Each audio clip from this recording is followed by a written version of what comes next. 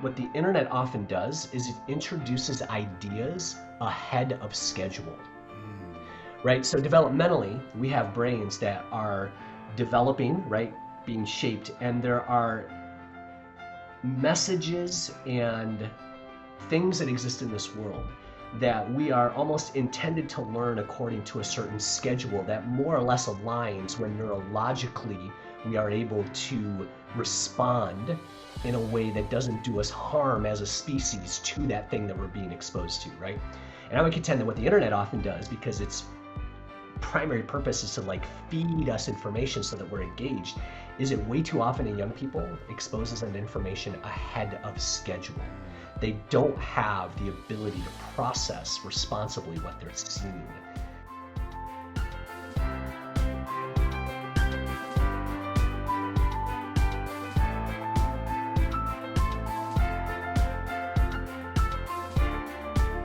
What is going on, everybody? Welcome back, guys, to another amazing and this week very, very important episode of the Superhuman Life. You know, our mission here with this show is to help you unlock breakthroughs in faith, fitness, finance, family, and freedom so that you can step into the life that you were created to live and become the man that God intended you to be. But every once in a while, we take a little bit different of a direction in some of our conversations here. And not so much about helping you elevate your life and helping you overcome whether addictions or limiting beliefs or understanding mindset or gut health to a deeper degree. Sometimes we address the important conversations that are plaguing our world and our society. And sometimes we need to have the conversation about what's going on with the youth. And that's what we're addressing here today. So my guest that I have here is doing some very, very important work out there in the world. Not everybody that we've had on this show is doing incredibly important work, but our guest today, his company and his organization and his entire mission in life is centered around helping parents understand some of the dangers of technology, some of the dangers of social media, some of the dangers of pornography in their young children's, infants, adolescents, teenagers, the developing minds. I have with me today the founder and CEO of Protect Young Eyes, Chris McKenna. Chris McKenna is a man with a never-ending energy when it comes to fighting for the safety and protection of children. Now, Chris practices his internet safety tips on his 4 amazing children, and he's regularly featured on news, radio, podcasts just like this one for all of his research. In 2019, his U.S. Senate Judiciary Committee testimony was a catalyst for draft legislation and ongoing discussion that could radically change online child protection laws and earned Protect Young Eyes the NCOSE Dignity Defense Alert Award in 2020. Chris and his team at Protect Young Eyes have performed over 1,300 presentations at schools, churches, and nonprofits, and Chris himself was featured in the Childhood 2.0 documentary. Now, when he's not leading Protect Young Eyes, Chris is the digital marketing manager for Covenant Eyes. You guys are very familiar with Covenant Eyes over here. Other loves and hobbies he has, including running, spreadsheets, nature, and candy. So guys, we get into Chris's story. You know, what was the catalyst for him to leave his consulting job, leave, a high-powered career with Ernst & Young, and get into this digital world, get into this education space. We then get into understanding, their brain development. Guys, one thing I say all the time is there come a point in your young children's life when their eyes see something that their brain is not yet to develop to handle. What do I mean by that? Why is it important for you, the parents? Why is it important for all of us to understand the development of a young child's mind? What are some of the early warning signs that we can look for if our kid is struggling with tech addiction, whether it's gaming? We talk about is gaming the same as social media? Is it a different animal? And then porn. Guys, if you think that you're going to raise your children without them seeing pornography in this world that we're living in today, you need to wake up. So when is the right time to have that conversation, and how can you go about having it? And I don't think that today's conversation is just for parents. I myself am not one. I think that this is a conversation for anybody that's living in this world because, we address it from an understanding of how it affects young children's minds, young boys' mind, young girls' mind. But a lot of these devices play the same role in us. So yes, for you parents out there, this is an important conversation. So I appreciate you guys for tuning in here today. For you young men, for you single men out there that maybe down the road see yourself as a father, this is an important conversation for you to have as well. And I know I ask you guys every week, but this week I'm going to ask a little bit harder. Because I feel this may be one of the most important conversations that we've had here, 105 episodes in. There's somebody in your life, parents, family members, older siblings, younger siblings, and they need to hear this conversation. Guys, please help us in getting this out there. So whether you're watching on YouTube, share this on YouTube. Whether you're listening on Apple Podcasts, Spotify, Podbean, whatever the platform is out there, do us a favor with sharing today's conversation. But it's an important one. So without further ado, guys, let's get into understanding your children's brains, understanding devices and technology with Chris McKenna from Protect Young Eyes. We'll see you guys on the other side. Chris, my brother, welcome to the Superhuman Life.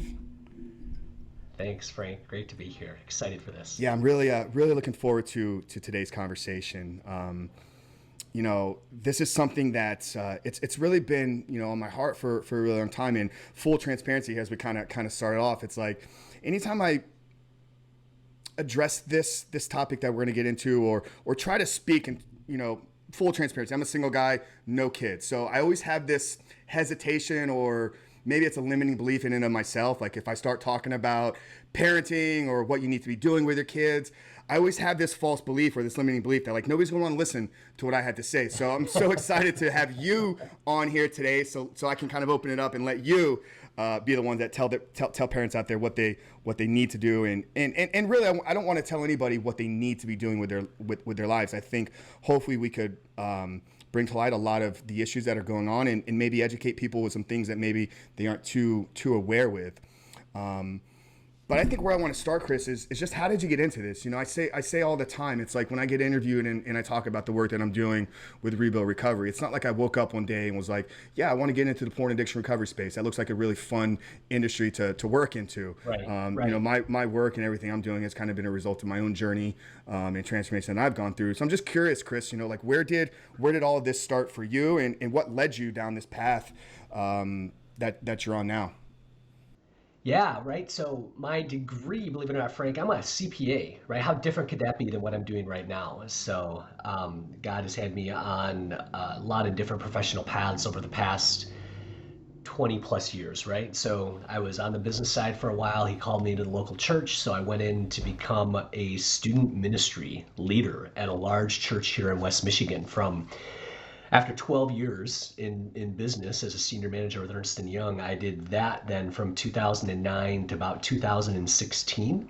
And it was during that time that we saw the rise of portable internet, right? So I was in middle school ministry specifically, in addition to church finance. So I had my right side of the brain working on ministry and my left side of the brain creating spreadsheets to keep the church doors open. So very different worlds.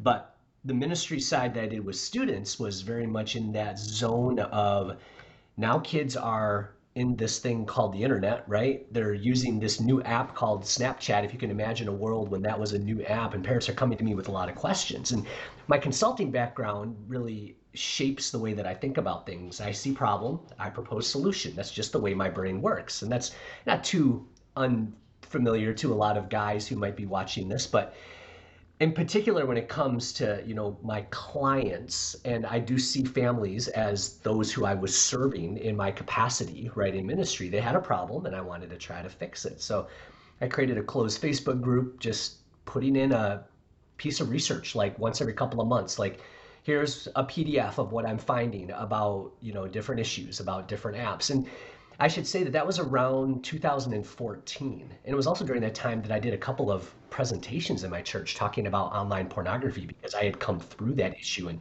I can tell you, back in 2014, there weren't a lot of people talking very openly from a stage about struggling with porn and the impact that the internet was having on that. And what I was starting to see in apps that kids were using and going, wait a minute, this is like on the same path. Why is nobody talking about this? Why is nobody talking about what can be shared inside of these apps? And so I was just having those conversations, and that led to that little closed Facebook group, which then led to a big news story here in town with a young girl who was almost kidnapped through an app that's not very popular anymore, as the Kick app, but she was almost abducted. And they found, the news story found this work that I was doing, was like, whoa, we want to highlight this guy because nobody's talking about this stuff and about some of the dangers online. And that back in 2015, Frank, is what really then took what was a little closed Facebook group that now a lot of people were interested in, and made it a website that we launched in May of 2015. And then schools and churches just started calling saying, hey, come talk to us, come talk to our parents, come talk to our kids. And that led to a team of presenters. Of course, COVID changed a lot of things, but right before, the pandemic locked us down, we were 6 presenters all over the country doing about 350 talks a year everywhere. And so that's a path that I never anticipated being on, right? Like you said, these paths that sometimes the Lord lays in front of us are unexpected, but sometimes the most fun. And kind of at that same time, I work for Covenant Eyes, which is an organization that I'm sure a lot of people who might be watching this are familiar with. So at about the same time that I launched, just after I launched Protect Young Eyes, Covenant Eyes saw what I was doing, and they're like, hey, why don't you come work for us? We have some content needs. So I'm actually the digital marketing manager for Covenant Eyes. The emails, the Facebook posts, the blog posts, everything that we ship ebooks content wise comes through the team that reports to me at Covenant Eyes when I'm not working at Protect Young Eyes. So that's because I've used Covenant Eyes for years, like a lot of men who are probably going to watch this later. It's what pulled me out of addiction. It's what showed me what life can be with guys who we kind of do this and figure this out together. And so I loved the software long before I started working for the software, and am still doing that today. Yeah, that's amazing. I didn't know that about you, Chris. Our audience is very familiar with Covenant Eyes. Been doing been doing a lot of work with them over the last year plus, and they've actually sponsored a handful of our episodes. They sponsor some YouTube stuff. I'm coming up in I'll be speaking at their virtual summit here in the summer. So that's fascinating. I didn't know that you're involved with that organization as well. That kind of adds some maybe other stuff that we can get into here a little bit later on. But what you said there is so true. Like if I think back, I probably heard the first remembrance of the conversation of the dangers of pornography maybe around 2017, 2018. So for me, like, this all started just about 3 years ago. Like late 2018 was when I really started to kind of understand my own behavior and some of the own things that I was struggling with. So to say that you got in when a time where nobody was having this conversation is so true. So with what you said there, it's like you the way your brain works, I think, is very similar to mine. You see problem, you fix problem. What were some of the early problems back in 2015 that you were seeing that you knew needed to be fixed? Well, first of all, nobody was speaking openly. So we had kids who were in things that parents didn't understand. So we had two different languages that were going on, right? I mean, kids and parents were already, I have 4 kids of my own. I have a teenager, a 16-year-old daughter, and then I have twin 11-year-old boys and a 10-year-old boy. So I got 10, 11, and 16, right? So it's not uncommon to have different perspectives on things between parents and kids. That's just the way the world is. But this was accelerated to a point where it was like a whole different ecosystem. Like, kids were experiencing something so radically different from their analog-minded parents that the way that I was trying to approach it, Frank, is the way that I approach most things, probably from my consulting background, because I was a risk advisor. So everything I did at E&Y was to help businesses mitigate business risk through a system of checks and balances. That's what my job was. And so I was looking out and I was seeing kids in risky places that their parents didn't understand, or parents had an analog perspective on a digital risk that did not translate. Pornography is a perfect example, because to a lot of Gen X parents like myself, I'm in my 40s, right, for context, to me, initially, pornography in my brain, and for a lot of us, is the two-dimensional magazine that's hiding in a mattress under the dude's, down the road, or it's hidden in some box in the woods, or it's a glimpse and then a MacGyver-like, oh no, we're caught, gotta run away, right? So it was almost like this little snippets of porn. It wasn't that you could consume it the way that I was starting to see kids, and all of us started to, right, consume it ourselves. So we had same problems, but different manifestations of the problem that I saw as parents just not appreciating the risk where their kids were. So my job then became, or at least I sort of embraced what I felt Lord was calling me toward was to stand in that gap to help translate for awesome, amazing parents the digital risks that their kids were in, because on the other side of that, I saw organizations, big tech organizations, that couldn't care a lick about the safety and protection of kids. So inherently, the organizations were not going to take care of kids. The kids weren't appreciating the risk. So it was like, how can I equip the parents to understand better this new thing for old problems, right? Bullying's not new. People, being horrible to each other isn't new. Seeing things we shouldn't see isn't new. These are not new issues. They just had a new accelerant and a new level of deviance and a new level of access that was not known to parents at that time. So that's just some of like my perspective on why I felt this urgency around, whoa, let's try to educate so that we know better how to protect kids. Yeah, it's. I mean, we're still so early on in the infancy stages of having these devices and understanding the technologies and what they're doing. And for me, I'm so glad that you kind of added that. That context of like 40, I'm 38, so we're right around the same age and growing up. We, like you said, the first introduction was like a magazine. I mean, it wasn't this infinite supply. And I get people all the time push back like, oh, porn's no big deal, it's been around since the beginning of time, you can look in caves and whatnot. I was like, that's why it's very important. Anytime I go speak somewhere or I'm on a podcast or I'm on a talk, I'm like, I'm referencing internet streaming pornography. It's a different animal than the magazine or even the VHS. It's a completely different animal. And one of the things I always say, when I do get an opportunity to speak to parents, or I have an audience of parents that are listening and their kids there, I always say there will come a time in your young child's life when their eyes see something that their brain is not yet developed to handle. So can you speak to, Chris, like the development of the brain and why it's important for parents, to understand the stages of development in a child's brain, and why it's important to understand what some of these devices and technologies are doing to a developing brain of a kid, 11, 12, 13, even 18, because full brain development, 23 to 27 years old, depending on male and female. So can I speak to some of the dangers of a developing brain? It is essential that parents and anybody who has young people around them, right? If you're an aunt or an uncle, single, married, it doesn't matter. We all have young people that probably exist in our sphere of influence in some way. And Frank, I would contend that unless we understand their brain's development, we will not fully understand why they make the choices that they do online, nor will we understand the risks that I'm referring to. You said something really important from a therapy sort of counseling background, and that is I have a man who sits on my advisory board, a really great family therapist, and he talks about what the internet often does is it introduces ideas ahead of schedule, right? So developmentally, we have brains that are developing, right, being shaped, and there are messages and things that exist in this world that we are almost intended to learn according to a certain schedule that more or less aligns when neurologically we are able to respond in a way that doesn't do us harm as a species to that thing that we're being exposed to, right?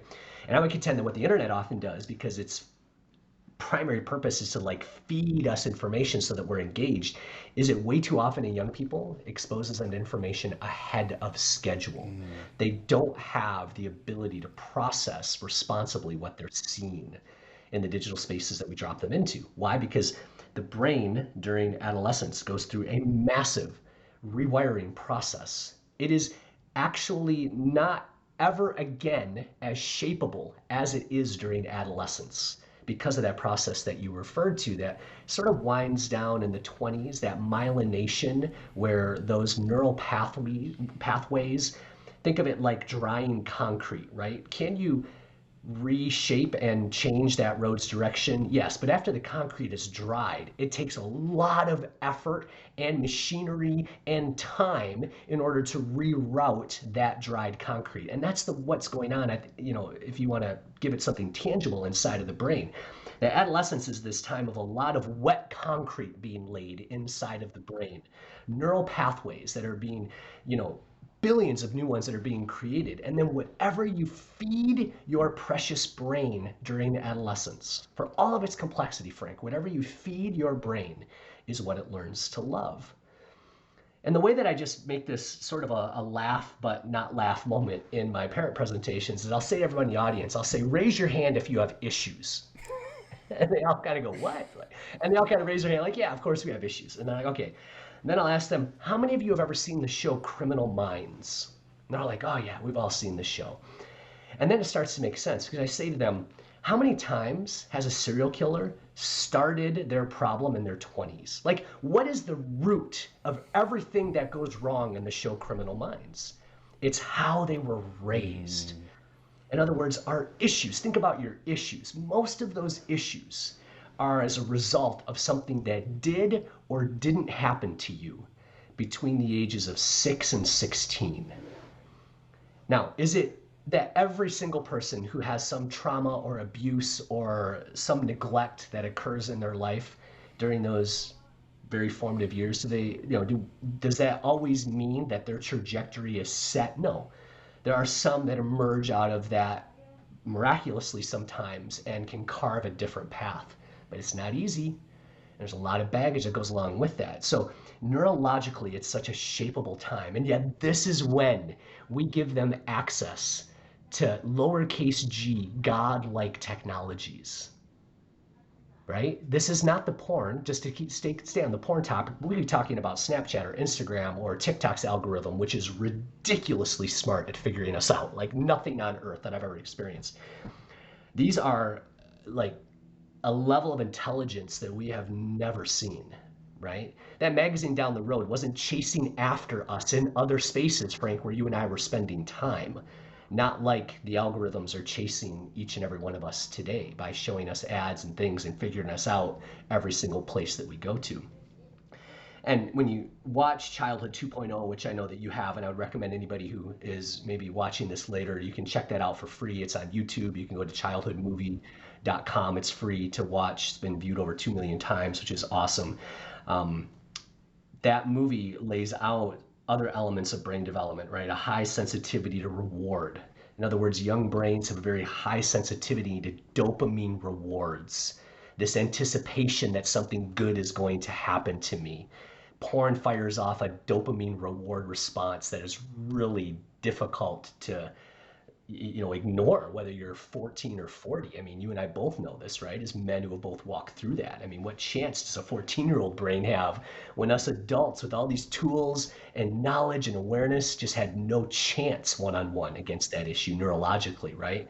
So that high reward sensitivity, that high social sensitivity, whereas they're wanting to belong, to find a tribe. This is where you see features that maybe exist like a like or a comment or other features in social media can cause a vulnerability. Not all kids, but in some kids, that's a real vulnerability, this need to belong. And so it's understanding these aspects, not so that we can condemn, but so that we can understand. Because Frank, when I see a kid who is hopelessly addicted to a video game, that's not their fault.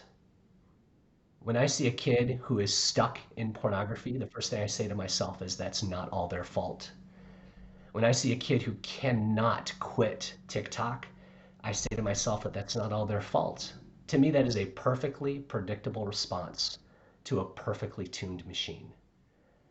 So when we understand these things about kids, I think it levels up our empathy for how difficult it is to grow up today. We should never be surprised that a young person misuses Snapchat if you understand the adolescent brain and all of the things that I just described.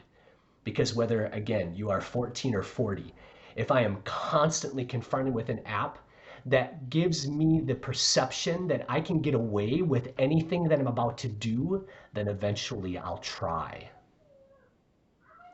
Those are some of the things that I think neurological understanding does to make us more curious instead of condemning, more empathetic instead of judgmental. When we understand those things and we understand technologies, then we kind of go, you know what? That behavior makes a lot more sense. And I want to learn more about you, how you're feeling, what's going on, so that I can help you, not so that I can condemn you. Wow, that's such it's such a powerful perspective to look at it, and it is so true. Every adult that I know is addicted to their cell phone. Every single one of them, myself probably included, even with somebody that has put safeguards up, and I have a lot of rules when it comes to my phone. I still catch myself almost every day at some point going, what am I doing? I fall down the hole. It's no longer I no longer go down the porn hole. I find myself going down these holes where I'm watching videos on chimps and monkeys and different zoo animals, because I'm kind of in this weird stage right now where I'm just obsessed with animals. But every day I'm like, what am I doing? I have 97 other things that probably need to be addressed right now, and I'm scrolling Instagram or I'm scrolling YouTube or something. So to hear you say that is the perfectly predictable outcome for a child. It's so true. So to follow that, I guess, if there's a parent hearing this, and this is their first time maybe hearing this conversation from this perspective. They got a teen in their life, maybe they got a young child as well. Phone has already kind of been a part of their lives. What are some warning signs, I guess, maybe that parents can begin to look for if they're in their kid? Like, do they have issues with it? So yeah, what are some of those early warning signs that parents can look for? Yeah, what I want to be really careful of, and the heels of what I just said, is I don't want my words to point parents towards a position of fear, because what fear does is it causes us to make bad parenting choices. It does one of two things. We either jump to the wrong conclusions, or we freeze and do nothing because we're so paralyzed by what is like going on. So out of fear of not like of okay, I'm like paralyzed. I can't do anything right now. And I don't want either of those to be the response that what I just said elicits when it comes to a parent. Because whether you've said no, slow, or go, there are some things that I think we all could do, not should. Again, this isn't shame, but we could do in order to embrace where our kids are today. Why do I feel that way? Because even if you've said no, I want us to teach our children as if we've said yes. Why? Because the ubiquity of technology demands that even if you've said no to TikTok, that they know the dangers of TikTok, because how many of their friends are actually using it, right? It's that sort of perspective, that ubiquity of tech, that I think really challenges parents, because they're just like, well, we don't use any of that stuff. I know you don't, but do you control every digital doorway that your kids have access to? And I'm guessing the answer is no. The other perspective on that is when we understand the brain, then we understand that there's no such thing as my good kid wouldn't do that. Because these aren't good and bad kid choices. These are neurological impacts that impact every child, whether they love Jesus or are a good kid or whatever they are or not. Those things don't matter. When it comes to pornography, it is an equal opportunity destroyer of people. It doesn't care if you go to church or not, or if you're a good person or not. It will get you one way or another. As I say, one-on-one with technology, again, whether you're 14 or 40, you eventually lose. Whether it's gambling, fantasy football, Candy Crush, pornography, eating, shopping, one-on-one with tech, the algorithm will beat you sooner or later. And if you think otherwise, then I think you put yourself at greater risk. So it's that sort of perspective that I want, again, all parents, whether you're no, slow, or go, to embrace a tell them years before they think they need it perspective when it comes to technology. Because if you think that your one-time porn talk has any chance up against the supernormal stimulus of pornography, then you're mistaken. Talk to them 2 to 3 years before you think that they need it. Okay. So what are some things then on the other, those are on the preventative side of things, Frank, because I want, when it comes to risk, I want us to both prevent and then have things to monitor so we can detect problems that slip through our defenses, right? And so what are we looking for? Well, we can look for both relational and technical little flags, right, that come up. Software wise, you and I are guys that both appreciate covenant eyes, which can be somewhat of a flag to say, hey, you may be trending in a bad direction. And I want parents to have some of those software tools at their disposal too, whether it's covenant eyes, bark, or something else that's out there. I'm also a big fan of just blocking some of the junk in the first place. Yes, I want a tool in place that allows kids some freedom to use technology, But I don't want to talk to an 8-year-old after they've seen porn. I want to block the junk in the first place so that it just doesn't even enter their ahead of schedule brain at age 8. And so we have really strong Wi-Fi controls in place in addition to the software that's maybe on the device. We have a whole system of 5 layers that we go through with parents when it comes to protecting kids at that both technical, but then also at the relational level where we're involved enough, observant, engaged, and informed to know whether or not our young people are relationally disconnecting from us, exhibiting signs. We have different signs on our website that we point to when it comes to whether or not your son or daughter may be struggling with whether it's depression, anxiety, suicide ideation, some of these issues that sometimes manifest first in their technology before they manifest in their sort of verbal life in front of you. They almost always manifest there first that we need to be involved with. That's where a tool like Bark can alert us to some things.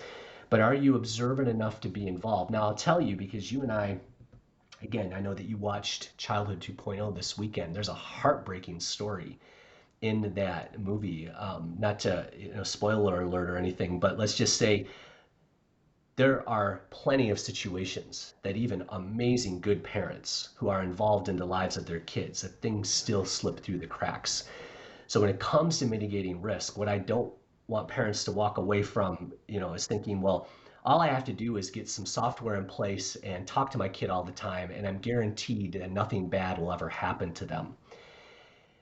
We live in a digital age where we just I wish I could give 100% assurances, but I just don't think that that's possible. I think that we can do a lot to be very intentional relationally. I think we can be involved.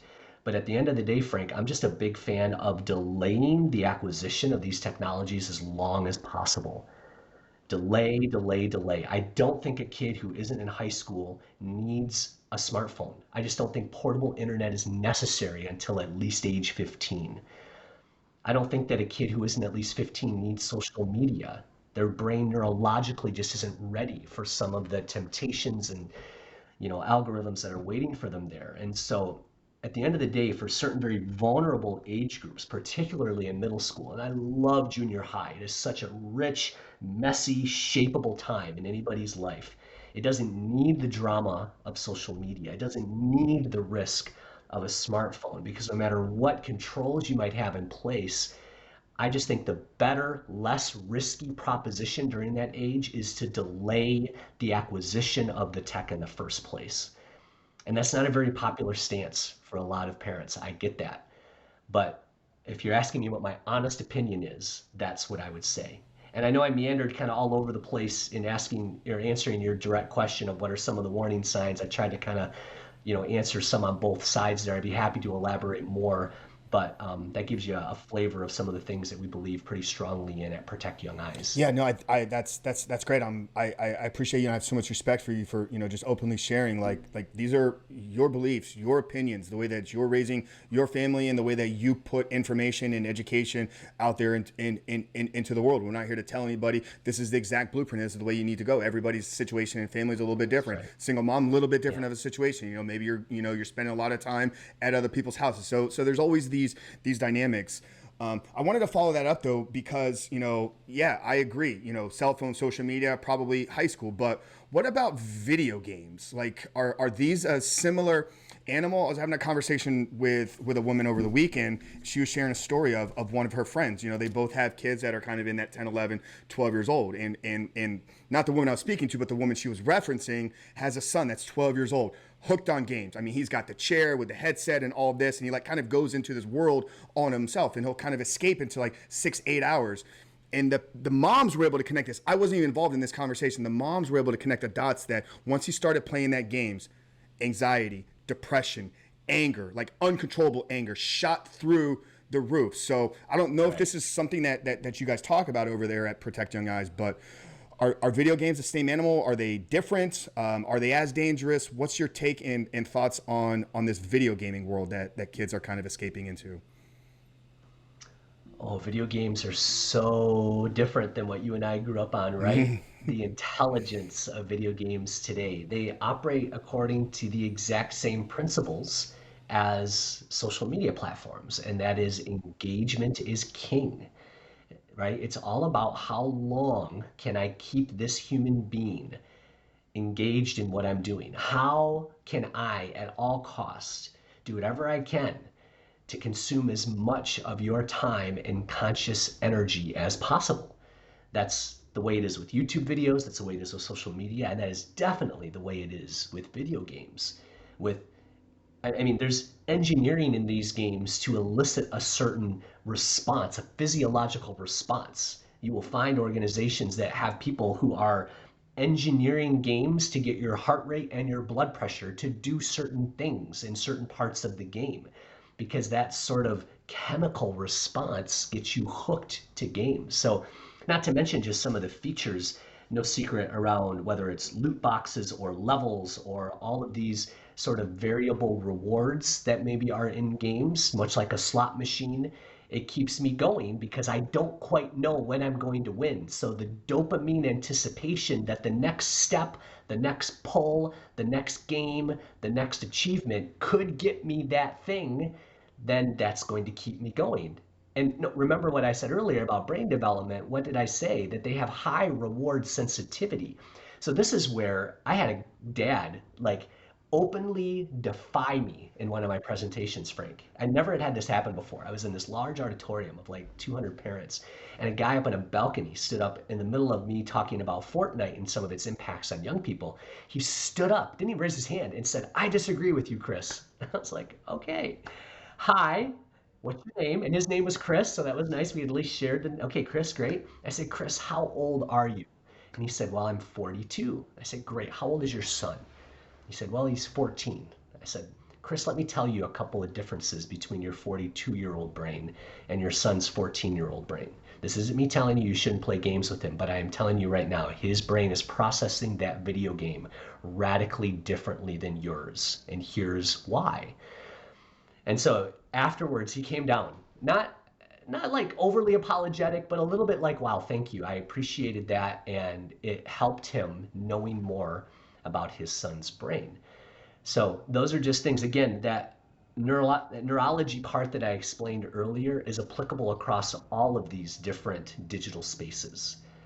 And again, if we understand that, we kind of go, well, if I know that their brain anticipates a certain response out of a video game and they're not going to get that out of real life, then anger is a likely outcome from them not getting what the brain has trained them to want out of that video game. So when I see a kid who turns into an ultra rage filled version of him or herself when the video game goes away, again, I say that is a perfectly predictable response neurologically to what is going on inside of that game.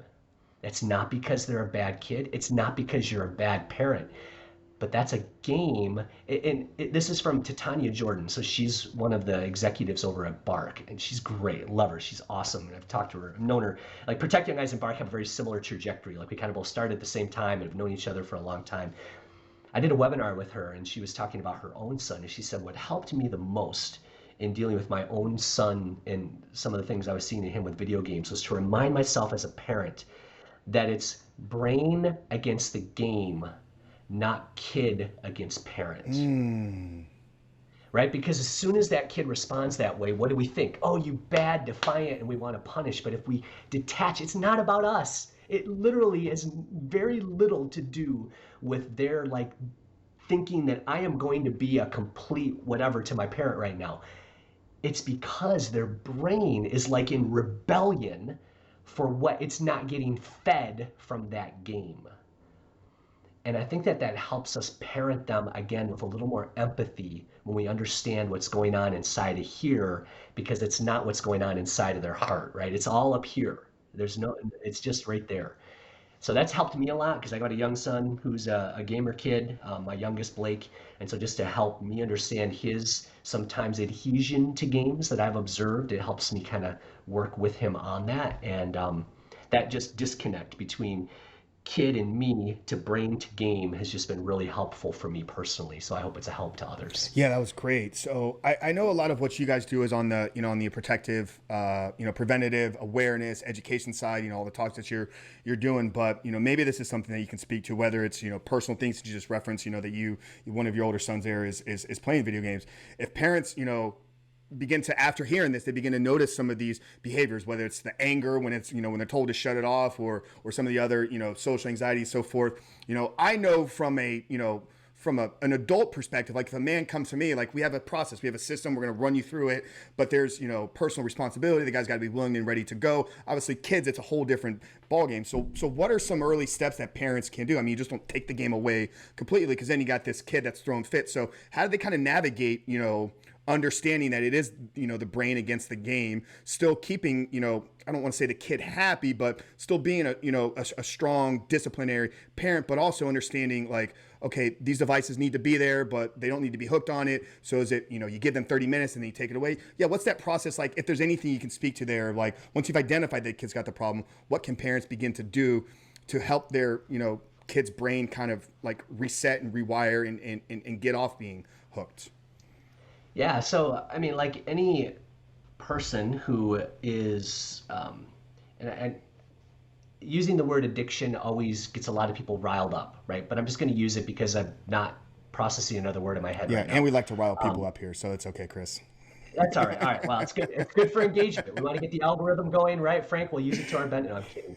But I mean, if you notice that your kid it has a tendency to be hooked on games, then taking it away means you have to fill that void with something else, right? That kind of replacement therapy. And I think that's what you would hear from therapists and counselors is that it's working as something that is going to fill that void, whether it's a busyness and activity or something. You're going to have to be super intentional, probably to the point of exhaustion, to filling that in some way. That's one principle, right? So the principle of replacement. The other principle that I would point to is the principle of co-development or agency. In other words, any rule when it comes to what happens next with technology is almost always going to go better if they helped come up with it. It's that way in parenting and in marriage and almost everything, that it's almost always better when it's their idea.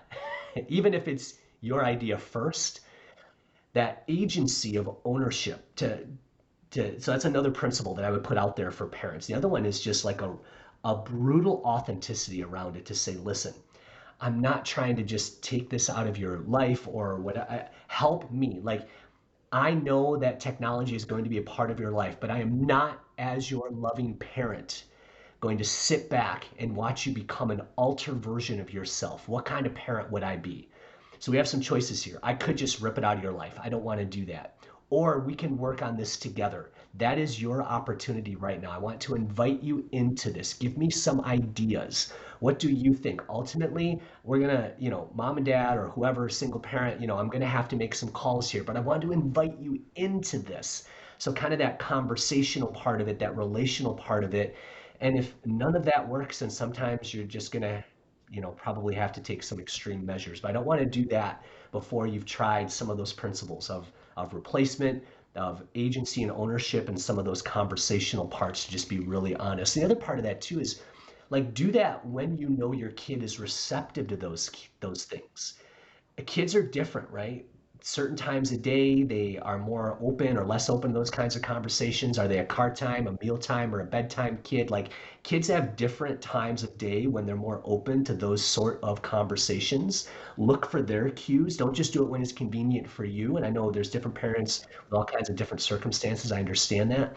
But also pay attention to those little subtle things too, to know when to have those kinds of really hard conversations with your kids. Know your kids, and it all starts with the relationship that you have with them. And since you open it up, and we've been riling people up here for the last couple minutes, let's poke them a little bit harder.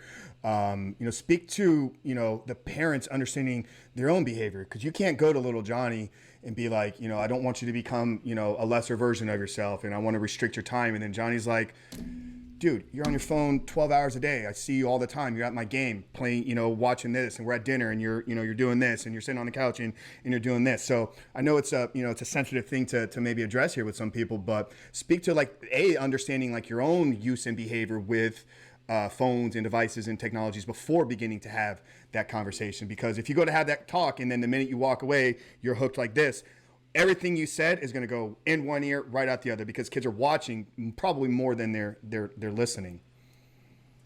Yeah, definitely. So earlier I referred to those 5 layers of digital protection that we talk about. The first layer is the relational layer, and that relational layer is built on what we call the digital trust framework. So after 6 years and 1,300 presentations, Frank, we've noticed that parents who do certain things tend to have a certain outcome. And so we have 5 phrases that are the digital trust framework, and that's copy, me, co-play, curiosity, conversation, and coaching. And that first one is copy me for a reason, because whether you're looking at research from American Pediatric Societies or the World Health Organization, right, whether it's national or international, they all have 3 things in common when it comes to screen time in families.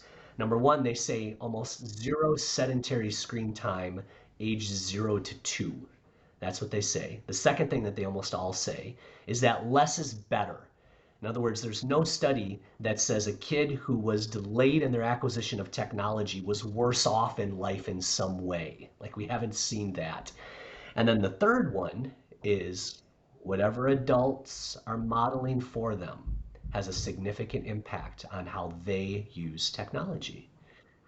In fact, about a year and a half ago, there was an article. It wasn't scientific, but it was a woman who was postulating some really interesting ideas. It was in the USA Today, and she referred to parental screen time as the new secondhand smoke. And I thought that that was a really powerful illustration when it comes to infant child development, because what she was saying was, and this was her specialty was on reading acquisition of young people, and she is noticing a delay in young people's abilities to acquire language. And what her hypothesis is, both spoken and written language, and her hypothesis is that because young people are more often being deprived of some of the face-to-face interactions with their parents, which is what is happening. Peekaboo isn't just a game. Peekaboo is a developmental step in the life of a young person, reading facial expressions and smiling and all of these cues. That's why, and you saw this in Childhood 2.0, the one guy, and I'm forgetting his name right now, he's awesome. He said that what separates us from other species is our ability to do things in communities. A large part of our brain is dedicated to relating to other human beings, picking up on their facial cues, interacting with them, knowing how to talk to them in certain situations. And if we, that's a learned thing from those around us, right? To know how to interact and how to talk and how to smile and when to smile and what does it mean when you're not smiling. We've learned all of those things through face-to-face interaction. And if I'm constantly putting a screen between me and my 2-year-old, then it stands to reason that I'm depriving that little person of some developmental opportunities. And so these are up and down the scale there, whether you're talking about young kids or, our teenagers who are saying, you hypocrite, you're on your phone all the time. I just think again, we're in the middle of the study, right? We're in the middle of the experiment. That's the whole premise, in Childhood 2.0, they say that all the time, that we don't know the results of the greatest experiment on human beings that has ever been conducted quite yet. But these are some hypotheses that I think they have merit. And to me, again, looking at risk balance, to me, they carry enough risk of being true that I take some of what they say seriously right now. One of the things that you said there that I hope multiple parents that are listening at me telling them to listen to this episode picked up on was what you said as far as the time thing. Like any kid that gets it later in life, it doesn't affect his success, his ability, to use the devices and be able to, succeed later on in life. I think that's probably something that a lot of parents struggle with. Well, my kids every other 10-year-old kid has the phone, or, they're going to be behind the 8 ball if they don't have the iPad, right away, because every other kid in their device. And, obviously with COVID and now a lot of schools going virtual, it's like, we need all these things. I'm so glad that Whew, wow. Amazing. Incredible. Well, and on that, on that point, that's where the ship has often already sailed when I'm talking to parents of middle schoolers. I get that. So in that mode, I'm often in the what do we do because they already have it sort of mode. But that's why I love talking to parents of infants, preschoolers, and early elementary schoolers because, the whole idea of waiting is extremely lonely if you're the only one doing it.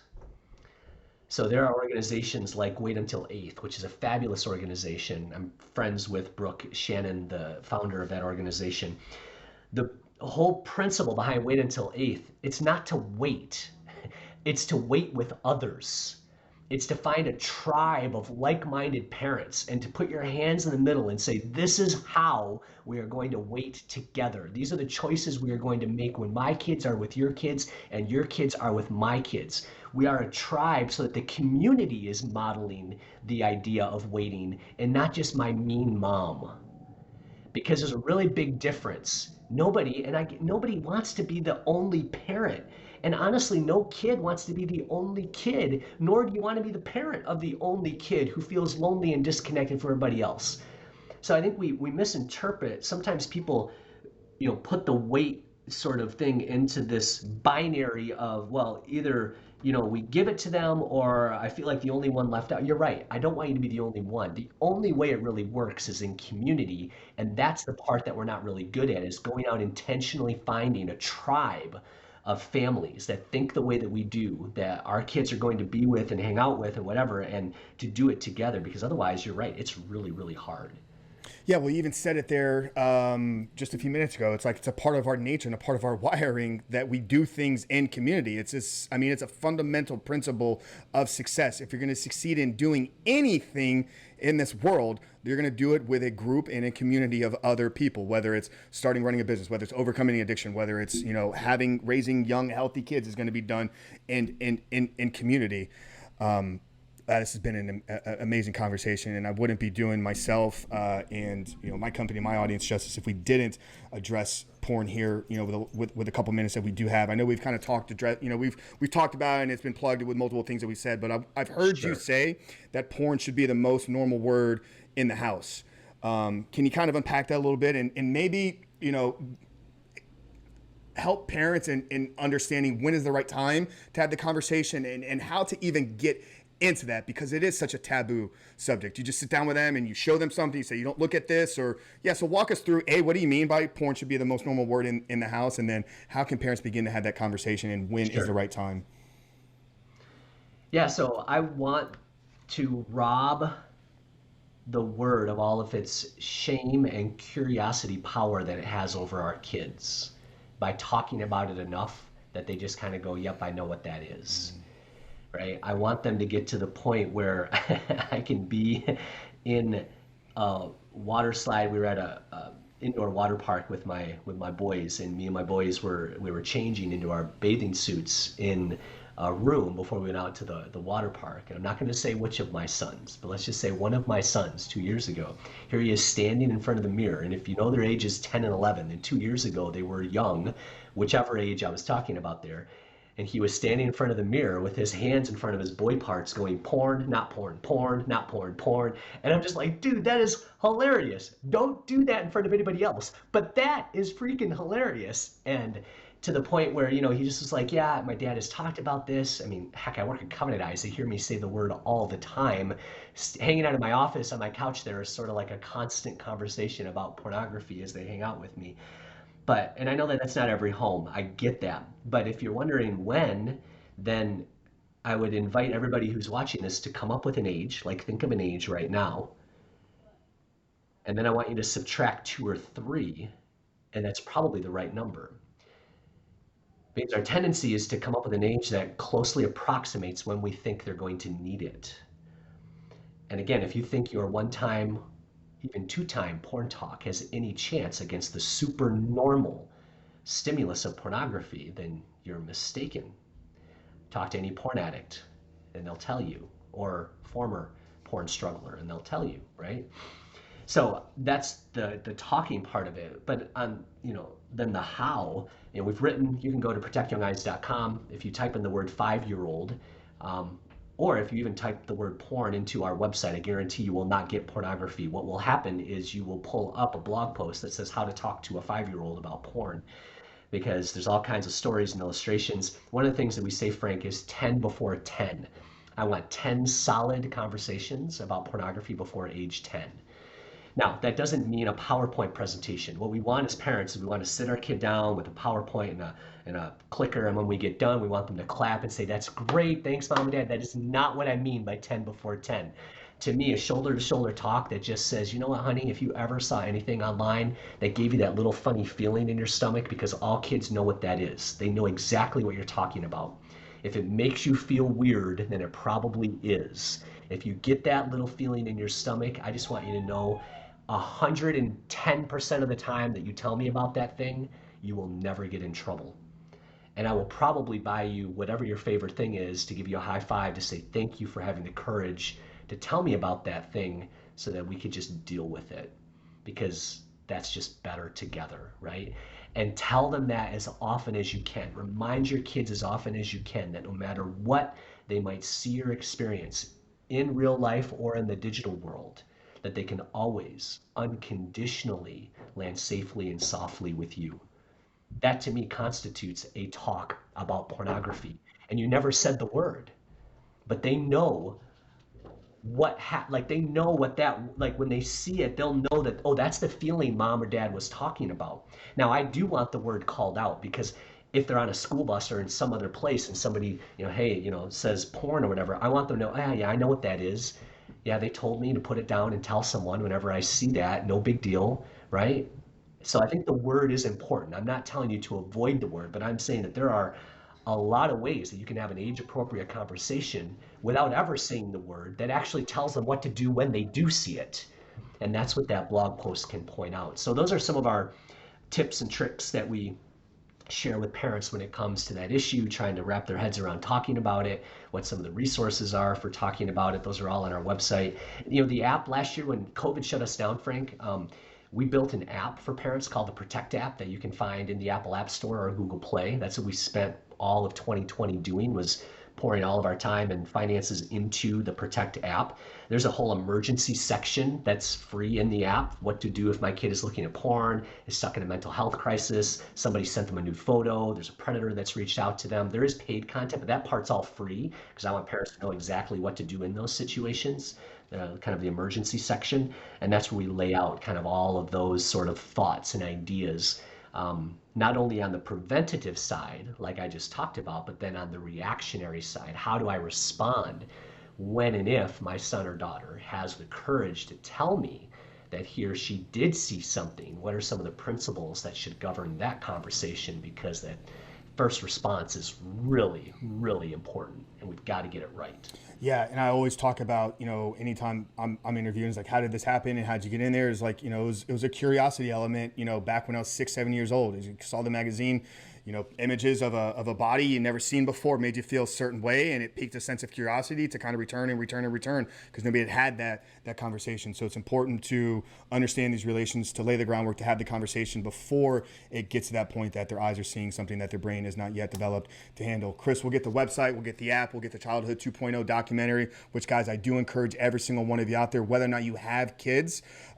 take a look at this. It's a 90-minute documentary. Chris is playing a feature role in it. Incredible conversation today. So I know we're coming up on a hard time here. Chris, any last words or parting words for the audience here?